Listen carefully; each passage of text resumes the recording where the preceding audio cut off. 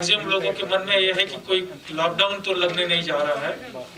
मैं सबसे पहले ये क्लैरिफाई करना चाहूँगा कि कोविड की सिचुएशन इवॉल्विंग रहती है। हमारी इकोनॉमी और बाकी चीज़ों को देखते हुए जो है अभी जो सिचुएशन है वो एडमिनिस्ट्रेशन को लगती नहीं कि लॉकडाउन करने की है। हो सकता है आगे अगर सिचुएशंस वर्स हो तो उस समय अप्रोप्रिएट टाइम पर अप्रोप्रिएट डिसीजन लिया जाएगा, लेकिन अभी जो मैक्सिमम लोगों के मन में, इंक्लूडिंग आपके भी मन में होगा कहीं यहाँ फिर से लॉकडाउन तो नहीं लगने जा रहा है, तो मैं उसमें नेगेटिवली रिप्लाई करता हूँ कि अभी एडमिनिस्ट्रेशन का कोई ऐसा ये नहीं है। लेकिन जो सिचुएशन मुल्क के दूसरे स्टेटों में हो रही है जो सेकंड वेव के चलते, वो सिचुएशन हमारे यहाँ भी डेफिनेटली उभर करके सामने आ रही है। और ये हो सकता है वो उतनी गंभीर नहीं है, सीरियस नहीं है, लेकिन हमने उसको टाइमली एक्स्ट्रा प्रिकॉशंस के साथ, एक्स्ट्रा प्रिपरेशंस के साथ रिस्पॉन्ड करने की ज़रूरत है। और उसी की एक कड़ी के चलते, उसी के एक स्टेप्स के चलते सोचा कि आपके साथ रूबरू हो और जो है आप भी पब्लिक में जो कोविड रिलेटेड पिछले साल जो ये था, काफ़ी डर भी था, डर का ना होना या होना उस बात पर निर्भर करता है कि उससे आपको क्या रिजल्ट मिल रहा है। डेफिनेटली मेरे ख्याल से आप उसमें जानते हैं। मैं इस हैंडआउट के जो ब्रीफ हाइलाइट्स है वो पढ़ना चाहूँगा, ज़्यादा डिटेल में नहीं जाता हूँ। बेसिकली कोविड जो है 3 स्टेजेस से ब्रॉडली कोविड की सिचुएशन गई है। पहला स्टेज था पिछले साल जब हमने कुछ ना देखते हुए लॉकडाउन किया। फर्स्ट एंड फॉरमोस्ट इम्पोर्टेंट चीज़ थी जान को बचाना। लॉकडाउन के अलग अलग फेजेस हुए। एक पर्टिकुलर स्टेज आया कि जब हमें कोविड के बारे में सफिशिएंट जानकारी हुई, उससे रिलेटेड प्रोटोकॉल इवॉल्व हुआ। साथ ब साथ हमारी इकोनॉमिक डिफ़िकल्टीज़ भी काफ़ी बढ़ने लगी। उससे चलते अनलॉक के फेजेस आए जिसमें जान भी जहान भी दोनों जो है साथ में रखते हुए वो फेजेस को इम्प्लीमेंट किए। एक स्टेज ऐसा भी आया था कि कोविड काफ़ी निग्लिजिबल लेवल तक पहुंच गया था। नवंबर, दिसंबर, इवन जनवरी तक जो है कोविड काफ़ी कम हो गया था। आज जो है तीसरा फेज़ है जिसमें कि इकोनॉमी और हमारी लाइफ जो है पूरी रूटीन तरीके से चल रही है, लेकिन कोविड बढ़ रहा है। ये थर्ड फेज़ जो है कोविड मैनेजमेंट रिलेटेड जो थर्ड फेज़ है जिसमें हम अभी है सेकंड वेव, लेकिन उसके मैनेजमेंट रिलेटेड जो प्रोटोकॉल है उसमें तीसरे टाइप का ये फेज़ है जिसमें हमें कोविड के बारे में जानकारी तो है, भले ही हो सकता है म्यूटेंट वायरस के बारे में उतनी ना हो, लेकिन कोविड में क्या प्रिकॉशंस लेने चाहिए, किस किस्म का इंफ्रास्ट्रक्चर लगता है, वो जानकारी तो हमारे पास अवेलेबल है। पब्लिक के पास भी जानकारी की कमी नहीं है, अवेयरनेस काफ़ी है, लेकिन थोड़ा सा केयरलेसनेस डेफिनेटली है और वो दूर होना, टाइमली दूर होना बहुत ज़रूरी है। सिचुएशन और वर्स होने के पहले ही, चाहे एडमिनिस्ट्रेशन में है, इवन पब्लिक में है, कॉमन मासेस में है, कोविड रिलेटेड कोई केयरलेसनेस नहीं होना चाहिए। दूसरे स्टेट्स किस हालात से गुजर रहे हैं उससे चलते हमने सुधरने की ज़रूरत है। तकरीबन जो है 90,000 के करीब यहाँ केसेस वैली में अब तक आई है और उसमें 80,000 के करीब रिकवरी है। मोर देन 91% रिकवरी हुई है।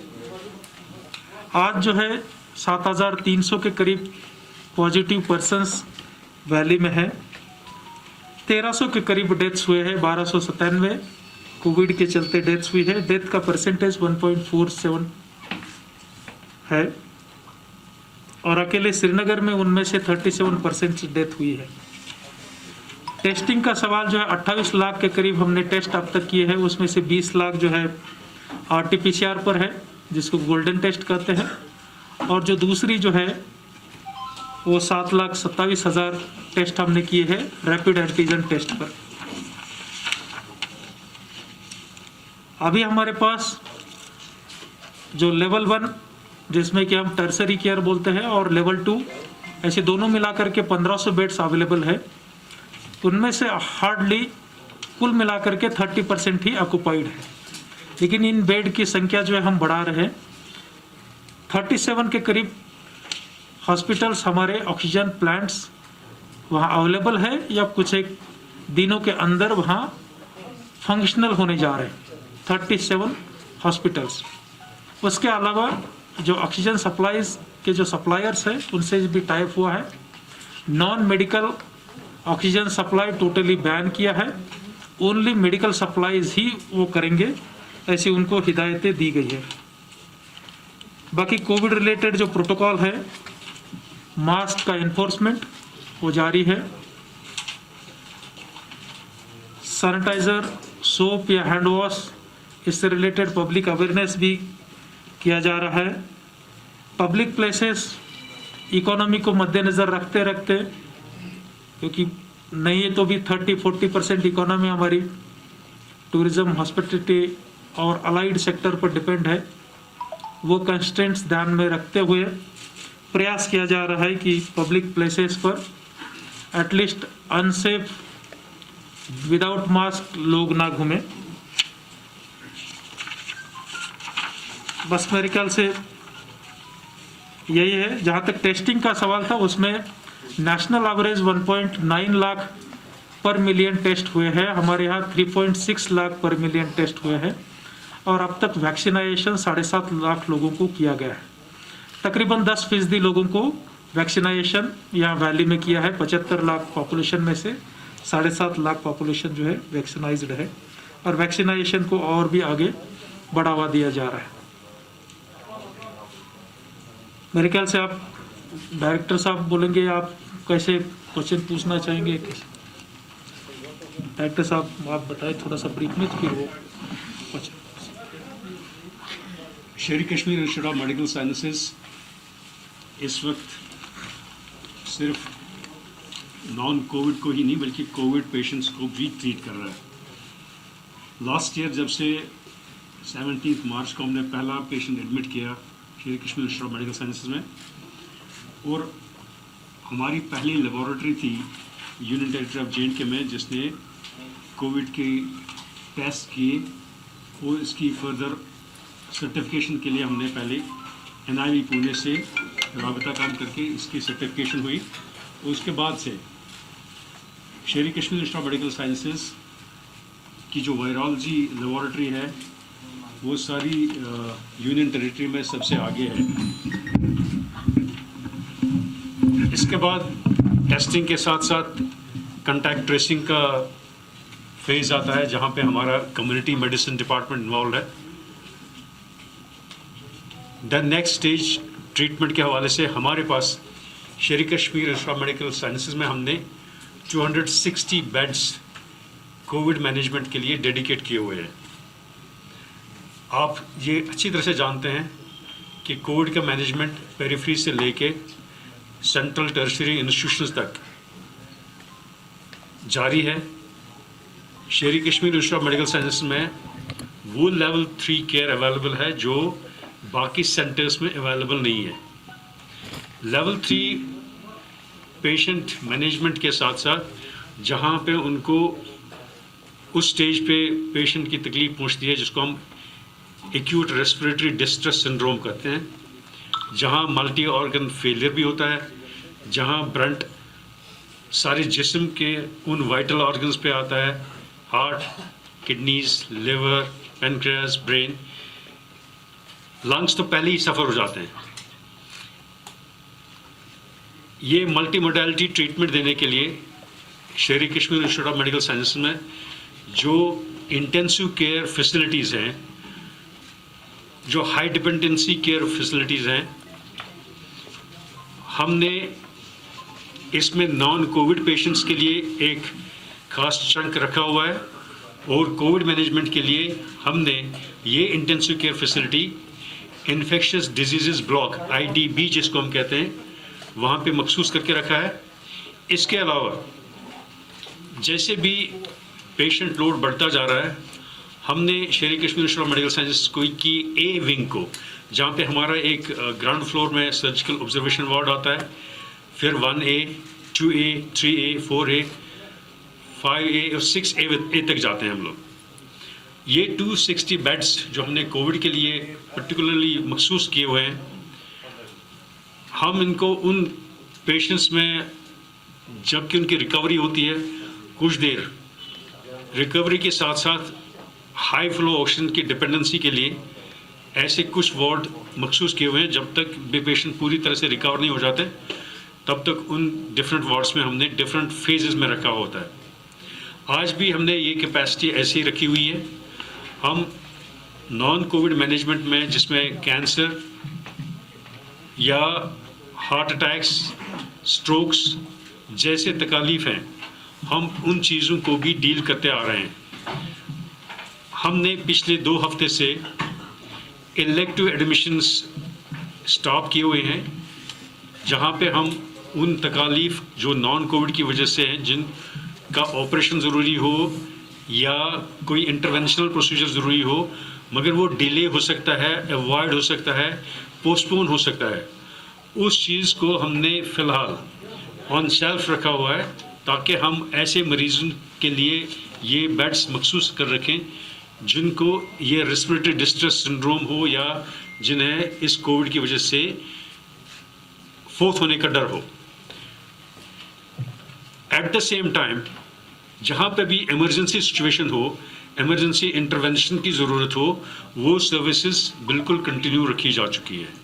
आज तक शेर Kashmir institute of medical sciences में 4 लाख से ज़ायद RT-PCR टेस्ट्स हो चुके हैं। अराउंड मोर देन 22,000 पेशेंट्स को हमने पिछले 1 साल से आज तक ट्रीट किया हुआ है एडमिशन के बाद। और इस वक्त हमारे पास, जैसे अभी डिविजनल कमिश्नर साहब ने बताया कि जनवरी की मिड तक ये जो कोविड की इंसिडेंस थी हमारे पास ऑलमोस्ट नेग्लिजिबल लेवल्स तक पहुंची थी। उस वक्त मिड जनवरी में हमारे पास अराउंड 15 to 20 पेशेंट्स हुआ करते थे। As on date, the only difficulty that we are facing for last 2 days is non-availability of one of the vital drugs, injection remdesivir. Tertiary care hospitals हैं, उनके बारे में सब कुछ बता दिया गया है। मेरे पास कुछ बहुत ज़्यादा बताने के लिए नहीं है। जहाँ तक श्रीनगर डिस्ट्रिक्ट का ताल्लुक है, तो अहम बात यह है कि टाइम टू टाइम जो गवर्नमेंट की तरफ से इंस्ट्रक्शन इशू हो रही है उसको स्ट्रिक्टली फॉलो किया जा रहा है। जैसे आज ऑर्डर आया है कि मार्केट जो है 50% कैपेसिटी पर ऑपरेट होंगी, उसको इम्प्लीमेंट किया जाएगा। जो SOPs हैं उनको स्ट्रिक्टली इम्प्लीमेंट किया जा रहा है। मैं एक बात बहुत अहम है जो कहना चाहता हूँ और आपके माध्यम से अपील भी करना चाहता हूँ तमाम श्रीनगर ज़िले के रहने वालों से कि वैक्सीन सभी जो है वैक्सीन की डोज लें जो एलिजिबल ग्रुप्स हैं, क्योंकि ये इनवेरिएबली देखा गया है जिन जिन हैबिटेशंस में पॉपुलेशंस वैक्सीनेटेड हैं वहाँ पॉजिटिविटी रेट बहुत कम है। तो लिहाजा वैक्सीनेशन, आज अगर हम वैक्सीन प्रेफर करेंगे तो हमें कल ICU की ज़रूरत नहीं पड़ेगी, एक बात। और दूसरा ये कि जो SOPs फॉलो करने का जहाँ तक ताल्लुक है, तो SOPs फॉलो करना कोई सज़ा ना समझा जाए, इसको पनिशमेंट की तरह ना लिया जाए, बल्कि इसको अपनी एक जिम्मेदारी समझा जाए। और मैं ये कहना चाहूँगा कि इस वायरस से लड़ने के लिए, इस वबा के खिलाफ जो जंग छिड़ी हुई है, जो जंग हमने छेड़ी हुई है, उसमें सिर्फ गवर्नमेंट की ही जिम्मेदारी नहीं है बल्कि पूरे समाज की रिस्पॉन्सिबिलिटी है। और जब तक हम इसको कलेक्टिव रिस्पॉन्सिबिलिटी नहीं समझेंगे तब तक हम ये जंग नहीं जीत सकते। ये जो पेंडेमिक है इसमें अवाम ने खुद लड़ना है और गवर्नमेंट शाना बशाना खड़ी है और हमारी जो शेयर्ड रिस्पॉन्सिबिलिटी है उसको हम पूरा अपनी जिम्मेदारी को समझकर आगे बढ़ें। बहुत बहुत शुक्रिया। Haemophilia society of Kashmir haemophilia में मुब्तला मरीजों के लिए इलाज व मुआवजा, बाज़ाबातकारी और किफालत के लिए सरगर्म है, जो मौजूदा हालात में मज़कूरा मरीजों को हर मुमकिन मदद करने में मसरूफ है। लिहाजा इदारा वादी कश्मीर के गयूर अवाम से गुजारिश करता है कि अपने सदकात व ज़कात इदारे के दिए गए अकाउंट नंबर में जमा करके अजर अजीम पाएं।